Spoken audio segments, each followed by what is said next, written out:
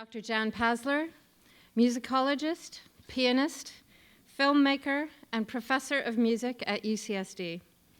Professor Pasler curated the successful year-long concert series for the art of music as a tribute to the year of musical events that inaugurated Balboa Park 100 years ago. Her publications on music are wide-ranging and often explore interdisciplinary areas, including the pivotal role of music and its effects on society and culture. Her paper today is entitled The Color and Shape of Sound, Visual Inspiration of Camille Saint-Saëns, Claude Debussy, and Hugh Dufour. Welcome, Professor Pasler. I'm not sure about visual inspirations, maybe affinities, sort of interdisciplinary affinities. In 19th century France, among those uses and meanings that drew together music and painting was the depiction of females, as we've seen earlier, of course, on instruments. Local scholar and art collector Bram Dijkstra has written brilliantly on demonic females of the time.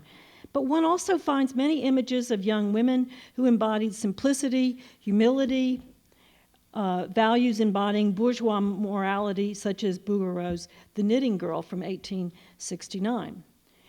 Mignon, a poor girl from Italy who lost her parents and was immortalized by Goethe, is another example. In Ambroise Thomas's opera Mignon, the most successful work at the Opéra Comique from its premiere in 1866 through 1900, she's innocent, simple, and naive, a poor child, but also the embodiment of grace and charm.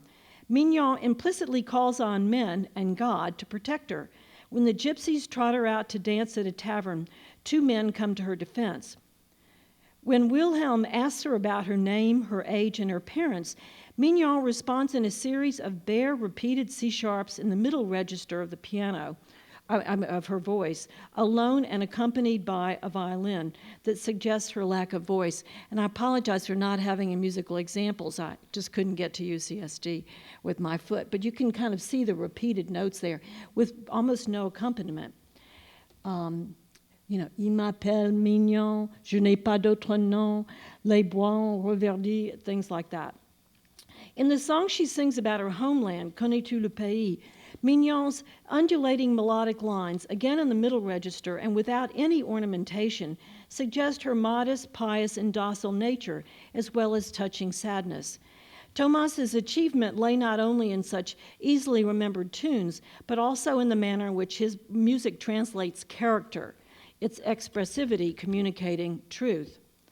Bouguereau, like Thomas, a member of the Académie des Beaux-Arts, likewise continued to feed the taste for such women of modesty and simplicity, like the Young Shepherdess, which is in the collection of the San Diego Museum of Art. As in Thomas's musical representation of Mignon, Bouguereau's palette is limited in its colors and modest in its expression.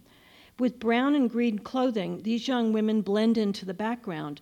Yet with the Young Shepherdess's sleeve falling off her shoulder on the left, they are not without charm, grace, and the ability to attract men. Families love these works with their normative gender roles.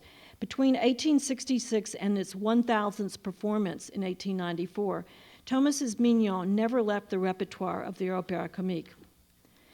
In contrast, the composer Camille Saint-Saëns, along with academic painters such as Gérôme, both also members of the Académie des Beaux-Arts, turned to Orientalism to stimulate their creativity, especially after their visits to North Africa.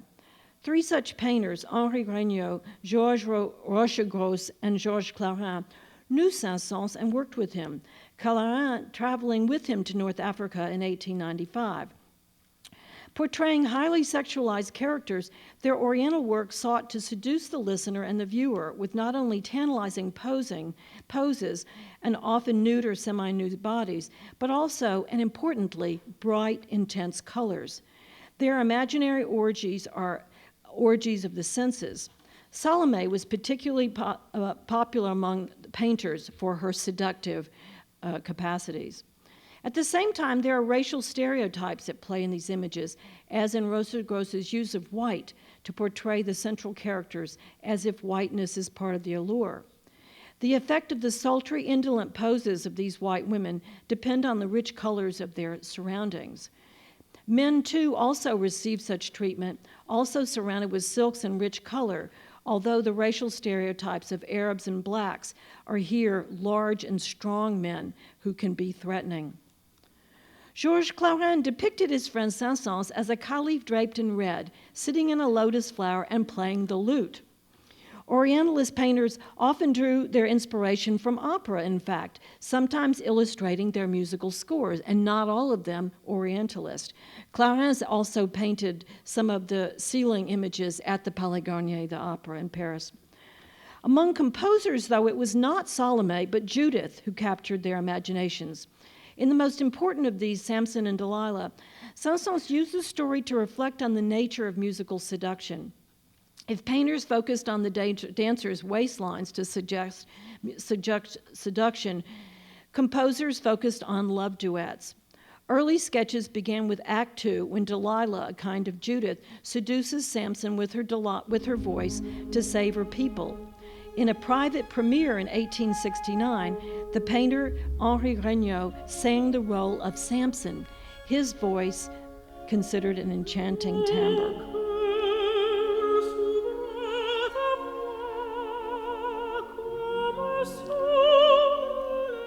To enchain him to herself, Delilah starts on the pitch on which he left off singing I Love You, and goes on to entreat him in one of the most powerful moments of the opera.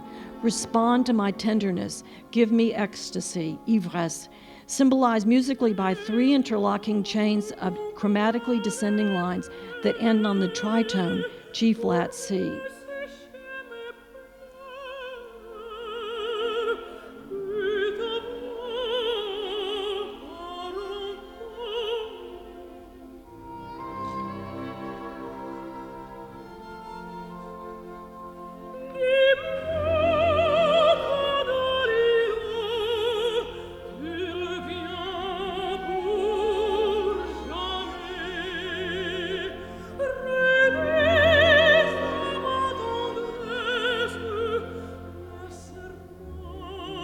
Here it comes.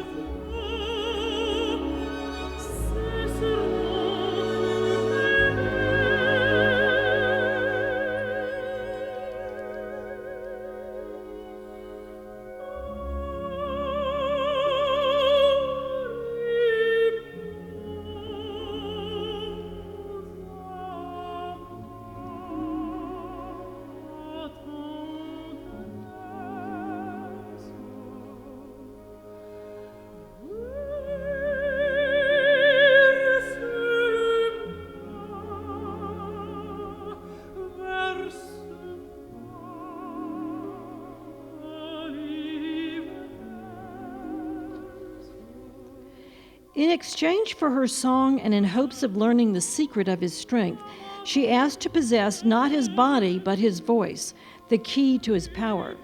By moving into unison at the end of the stanza, this is the surrender that love calls for. Samson's music follows Delilah's. The man loses his will to the woman.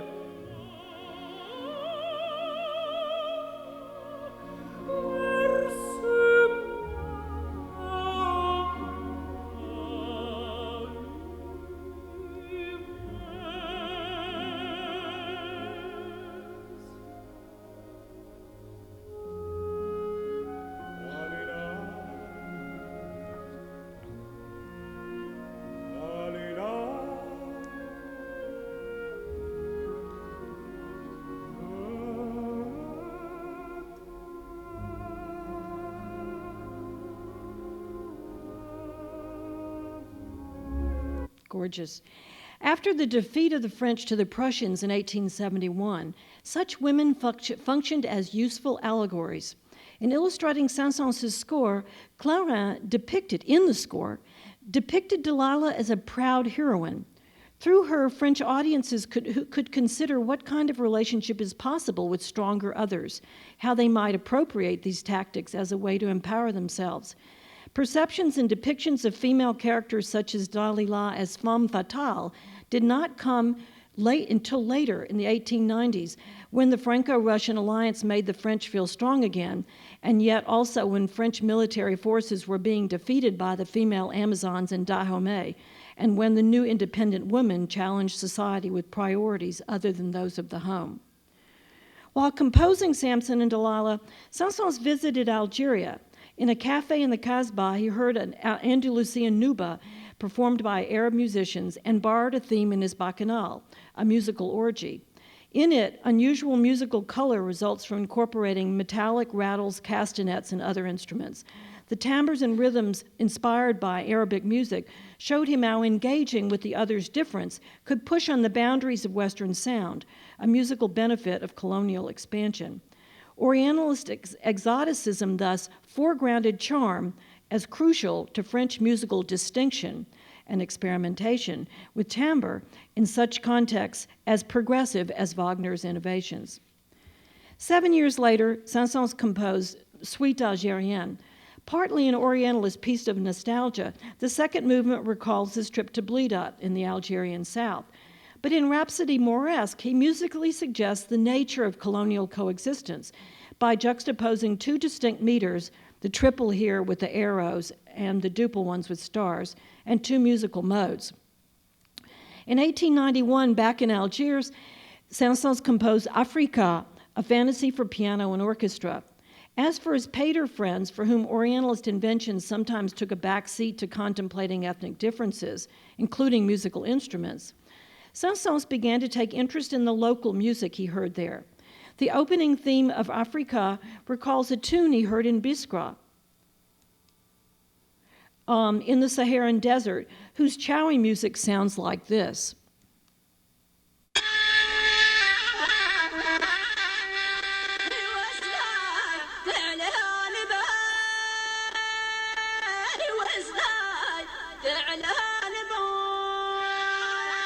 Biskra means instability, which is precisely the nature of Africa's opening theme. As in certain Chowi music in which the wind players insist on the upper note of a melodic motive, theme A in Africa begins in the oboe and emphasizes the upper E flat. Turning round and round on the same pitches, its first downbeat lands on an augmented second, and its syncopated rhythms avoid any regular beats. The insistent accents on offbeats have an aggressive, threatening quality.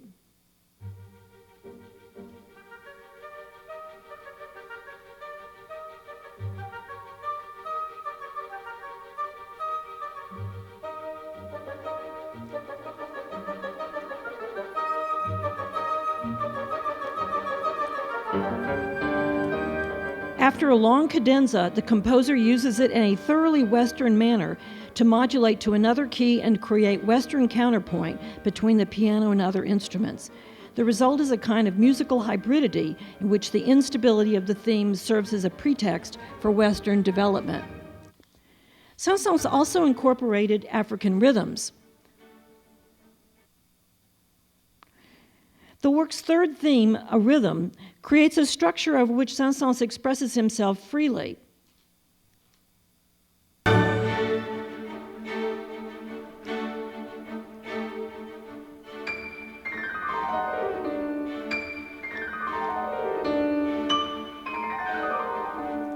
The sharply descending chromatic lines resemble war songs from French Sudan, as recorded on wax cylinders of the time.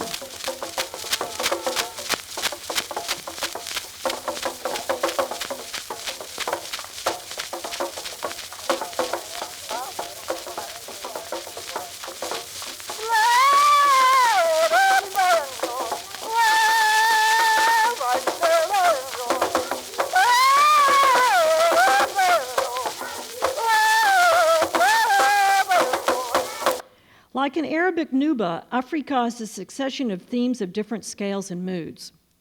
In 1895, with Clarin in Egypt, Saint-Saëns composed the first movement of his fifth piano concerto. Tonal and sublimely beautiful, it reflects his understanding of the classical nature of Egyptian art. Oops.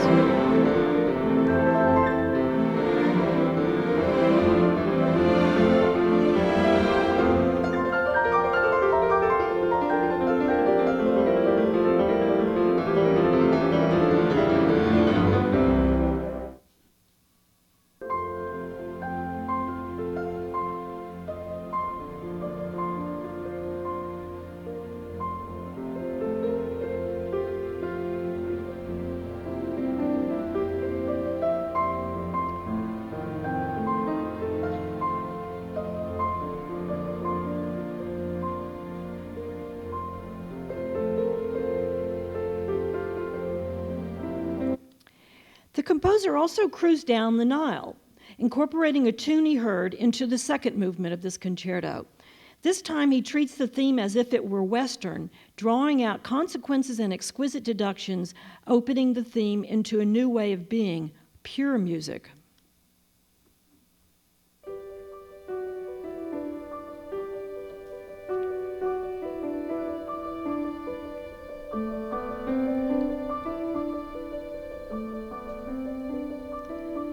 Saint-Saëns and his pater friends likewise looked to Japan for new ideas.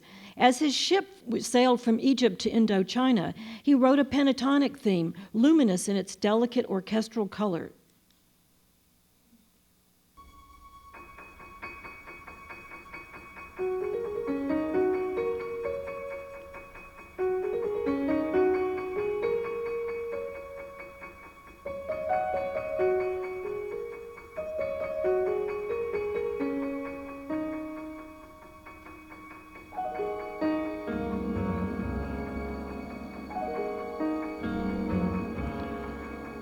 Both themes come and go as if in a flash of memory within another mosaic of themes and colors.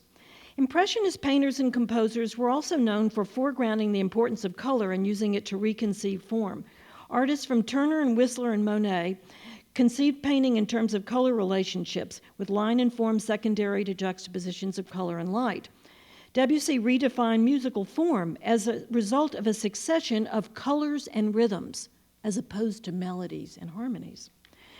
Using a wide range of dynamic and registral sounds, a complete scale of nuances, Debussy affects subtle vibrations in the listener's nervous system. If painters were working toward a physiological revolution of the human eye, so too were composers like Debussy, a revolution for the ear. As pretext for experimentation with form, Whistler, Monet, and Debussy were inspired to take clouds and fog as subjects, characterized by blurred lines and small variations in color. In his Clouds, the first movement of Nocturnes, Debussy likewise sought to simplify his means of expression. There are no melodies, only small cells distinguished by their instruments and used to make three different kinds of musical line. Listen to the oscillating fifths and thirds in the woodwinds and then the strings, a gently evolving background to the unchanging half-circle curve of the English horn, followed by the sine wave in the flute and harp as you contemplate Whistler's nocturne paintings, studies in light and shade.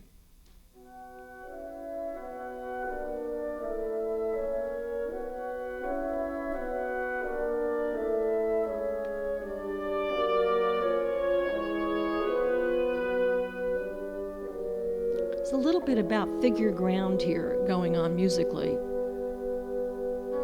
This is theme 2.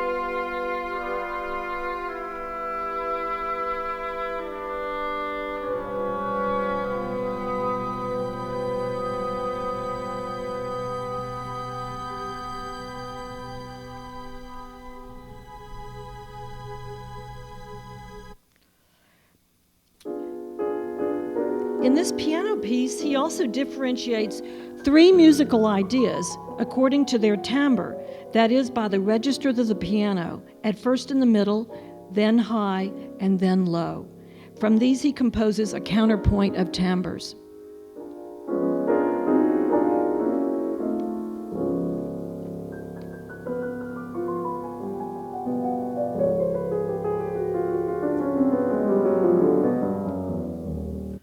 When he was hospitalized in London, Monet began a series of paintings of the Parliament he saw outside his window. Several try to capture the visual effect of fog, blurring lines until form becomes less important than color. The first of Debussy's piano preludes, Book 2, is entitled Fog. Similarly, the lines are blurred, the pitches of the simple triad, tonal triads in the left hand, followed by notes a half step away in the right hand. Listen to this with another of Monet's fog paintings.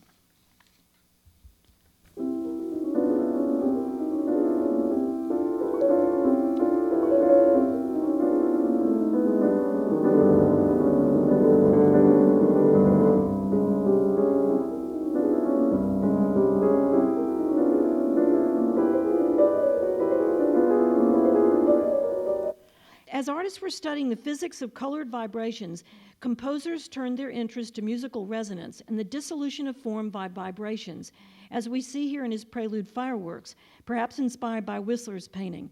Both works create lines out of tiny points of color and point to an experience that is both visual and oral.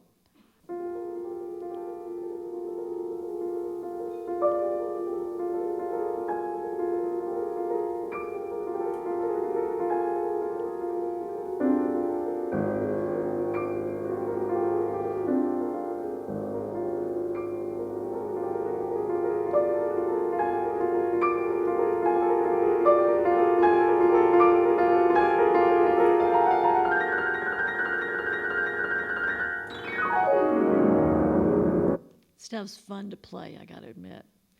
In general, Debussy thus uses harmonies and instruments less for their function than for their color, and he conceives of musical rhyme as what he calls arabesques, rather than traditional melodies.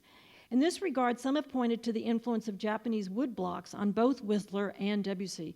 Debussy wrote a piano piece, Poisson d'Or, inspired by these Japanese objects that he owned, and on the cover of his score for La Mer is reproduced a wave, inspired by that of Hiroshige.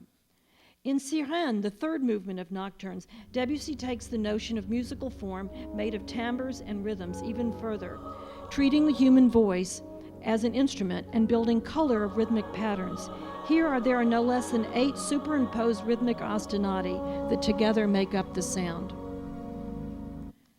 Hugues Dufour has long been influenced by painters and Debussy's concept of color and musical form. Since 2005, he's been attracted to Tiepolo's huge frescoes on the vaulted ceiling of the Würzburg Palace, finding in them an ars poetica of the music of the future. Flux, swirling, lateral tensions, swelling, projections, and various degrees of distance are the new categories of these poetics, he explains. Translating and almost unconsciously into musical terms his visual perceptions of the images in their three-dimensionality, he observes an entire range of tempi, a spectrum of speeds and turbulences, teetering spaces, overhanging structures, interwoven axes and loops. Here was a kind of material for which he'd been searching, explosive, unstable, and evolutionary, calling for a new musical grammar. Inspired by the frescoes as if a manifesto of the music of our times, the composer sets out to explore sound at its liminal edges. In his music, inspired by these frescoes, Dufour deconstructs sound as Tiepolo deconstructs color, playing with the boundaries between the commensurable and the incommensurable sound. He is not so much drawn to the triumphant figure of Olympus and his heavenly entourage, nor to the opposition of heaven and earth so prominently on display, though arguably at times music seems to aspire to the sublime. Instead, he focuses on the 4 continents, each of them with their own characters and symbols. In Africa, Dufour notices groups of traders on one side, and on the other, the allegorical figure of Africa. What he doesn't mention, though, is the opposition of female and male, black and white, young and old, that both structure and complicate this scenario. There is no action, but there is movement, with bodies twisting, arms raised, and the winds ever blowing. In his music, Dufour is not an Orientalist, eschewing the picturesque. Yet, like Saint-Saëns in his Africa, he expresses the diversity and coexistence represented in this fresco and a certain kind of dynamism associated with African life. Difference as duality is fundamental in Dufour's Africa. Registral oppositions of extreme low and extreme high pitches, such as we just saw in La Terrasse des Audiences de Clair de Lune of Debussy, as well as temporal oppositions between extremely fast and extremely slow notes, dominate throughout, both in simultaneous as well as successive articulations. In the initial measures, the piano's very low bass 32nd note, E flat, serves as an upbeat to the chordal cluster on E spanning 6 octaves.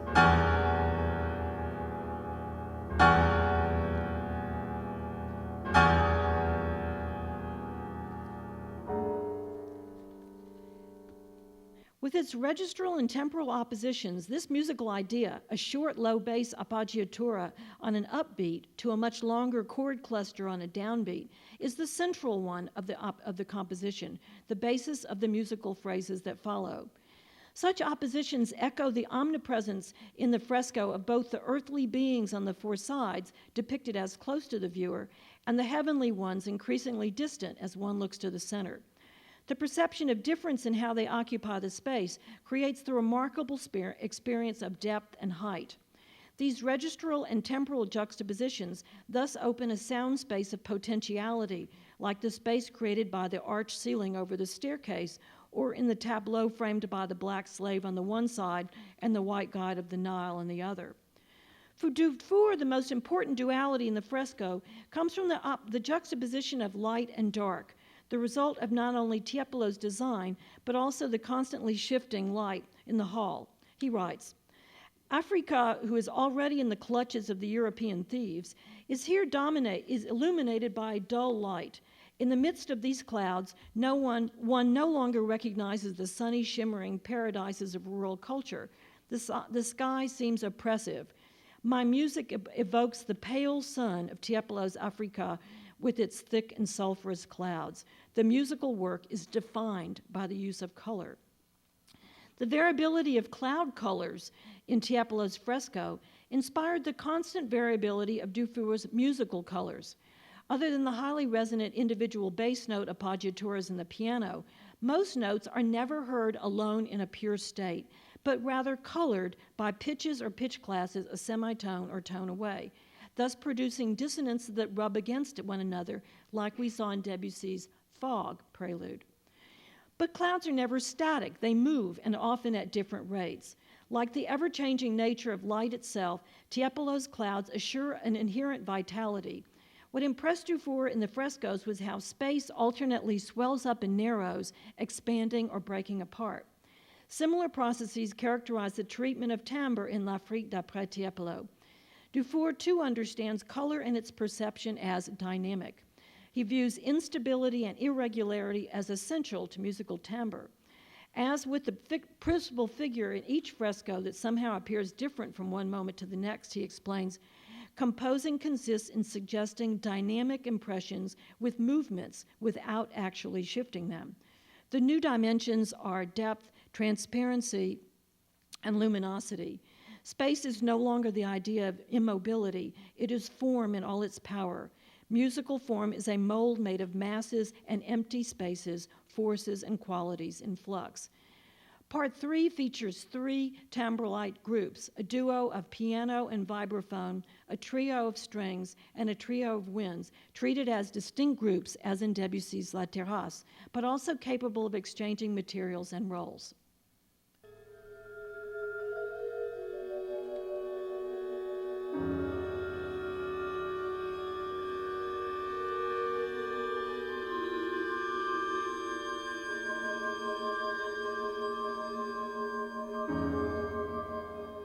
The distinction of timbres and timbre masses facilitates perception of their contrasting rates of movement, what he calls paradoxical temporalities held together by a common meter and a metronomic pulse.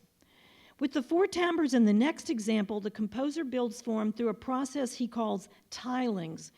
Tilings address the problem of form made of different densities and volumes, sound oppositions and sound fusions of various sizes, shapes, and colors, suggesting a response to the way architecture and painting relate in the hall. Like syncopated interpenetration in the architecture, it describes not only the way the 4 instrumental timbres here build on one another and interpenetrate, but also the succession of phrases that layer one on the other, similar to the effect of various superimposed tiles that make up roofs. The effect of tilings, like the shifting clouds in the fresco, thus points to a tension in the piece between non-narrative structures that organize its flow and the stronger sense of narrativity imposed on the piece by sectional contrasts.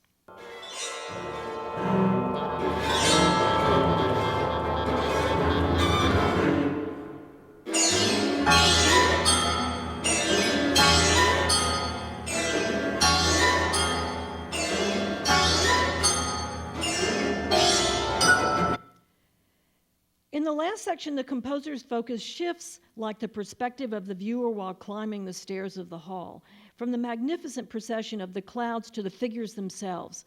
Highly original timbres abound with writing that makes it difficult to know which instruments are performing.